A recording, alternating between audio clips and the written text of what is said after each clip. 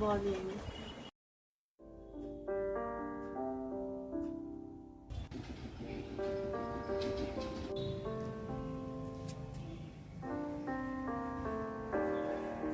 শীতের কম্বল বেরিয়েছে, তবে তার যে গন্ধ, সোঁদা গন্ধ, সেটা তাড়াতে সকাল সকাল উঠেই কম্বলগুলো ছাদে রোদে দিলাম।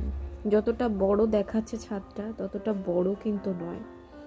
প্যান করে ক্যামেরা সেট করা রয়েছে বলে অনেক বড় দেখাচ্ছে, তবু এটুকুই আমার সাম্রাজ্য, এটুকুই আমার স্বর্গ। কথা তো ছিল অনেক কিছুই, কথা থাকে পর্দায়, কুলোয়, সমস্ত জায়গায় রুচির ছাপ নিয়ে একটা পৃথিবী গড়ে উঠবে। সকালবেলা কাজকর্ম ছেড়ে আমি দৌড় খাচ্ছি বসে বসে। কম্বলগুলো রোদে দিয়েছিলাম, তবে মিষ্টি রোদ উঠেছে, সেটা আর লোভ সামলাতে পারলাম না, নিজেকে একটু সেঁকে দিতে দিলাম। কারণ ক্যান্সার সার্ভাইভারদের ভিটামিন ডি খুব জরুরি। ভিটামিন ডির অভাবে অনেক সময় অনেক রকম রোগ হয়। তো ক্যান্সার সার্ভাইভারদের জন্য তো ভিটামিন ডি খুবই জরুরি। একটুখানি রোদ সেঁকে নিই, তারপর একটুখানি ছাদে গাছপালা থাকলে না ভীষণ প্রজাপতি আসে।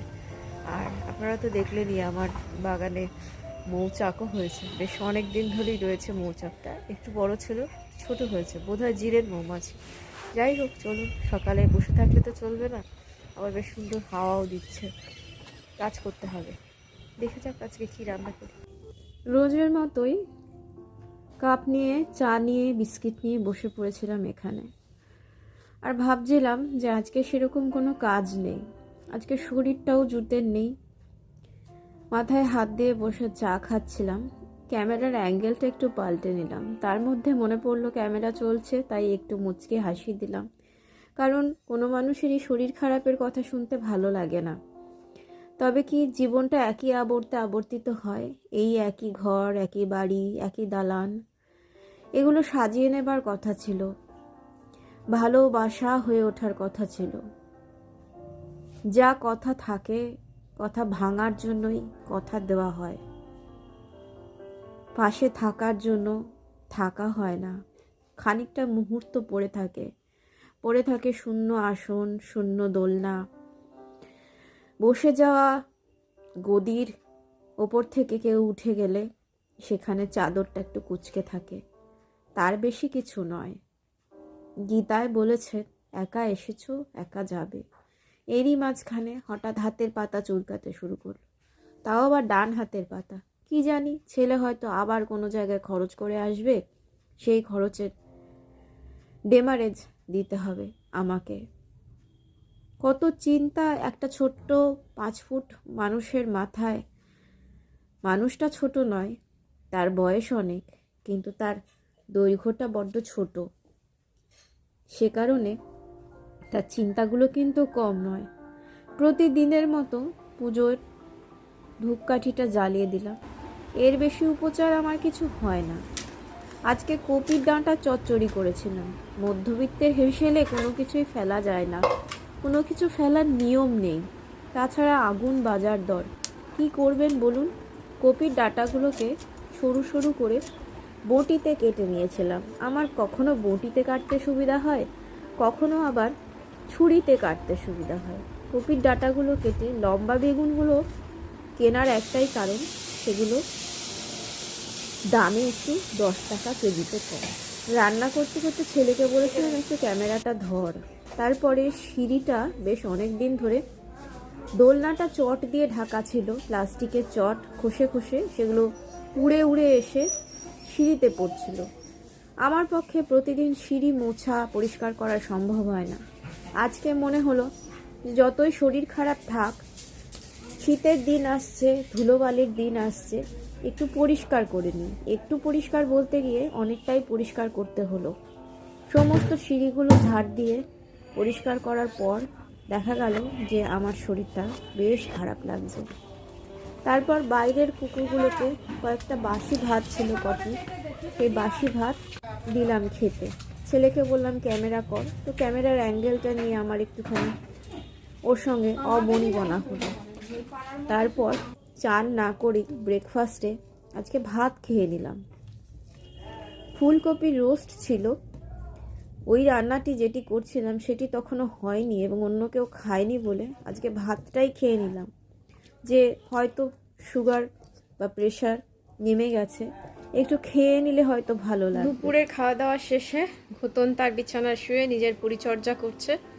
আর এই যে স্ট্যান্ডটা রয়েছে, আমি এই স্ট্যান্ডটার মাধ্যমেই ছবি তুলি, শুটিং করি।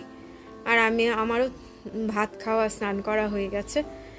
ভাত তো আজকে ব্রেকফাস্টেই করেছি, আগেই বলেছি। এখন শরীরটা খুব খারাপ লাগছে, একটু চা নিয়ে বসবো, একটু বিশ্রাম করব। বুকে চাপ ধরে যাচ্ছে, নিঃশ্বাস নিতে পারছি না, শরীর খারাপ লাগছে আজকে, কেন জানি না হঠাৎ করে এই শরীরটা খুব খারাপ লাগছে।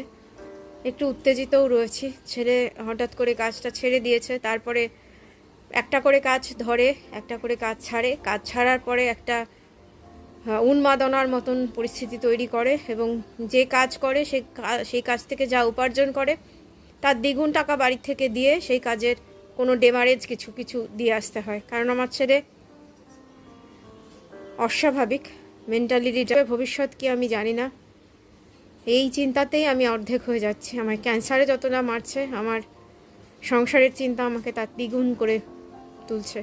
হয়তো প্রেশার আমার আজকে বেড়েছে অথবা কমেছে, মেপে দেখার ক্ষমতাটুকুও নেই। এখন আমি শুয়ে পড়ব।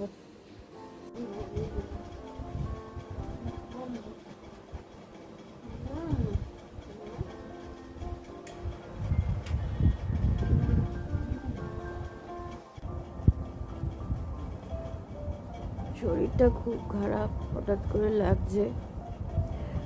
সুগার মনে হয় ফল করে গিয়েছিল এবং প্রেশারটাও মনে হয় ফল করে গেছিল। যদিও আমার সুগার নেই, তবে আমি নার্ভের যে ওষুধটা খাই তার জন্য আমার এই দুটো ঘটনাই ঘটে।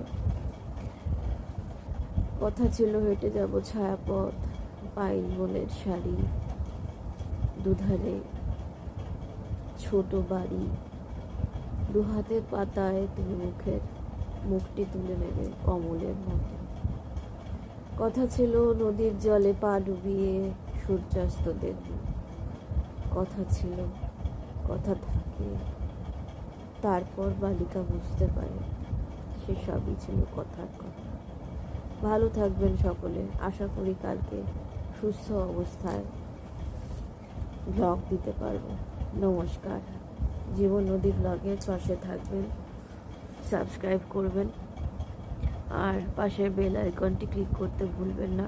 রোজ দিন তো সমান যায় না, একজন ক্যান্সার সার্ভাইভারের জীবনে ওঠা পড়া অনেক কিছু থাকে।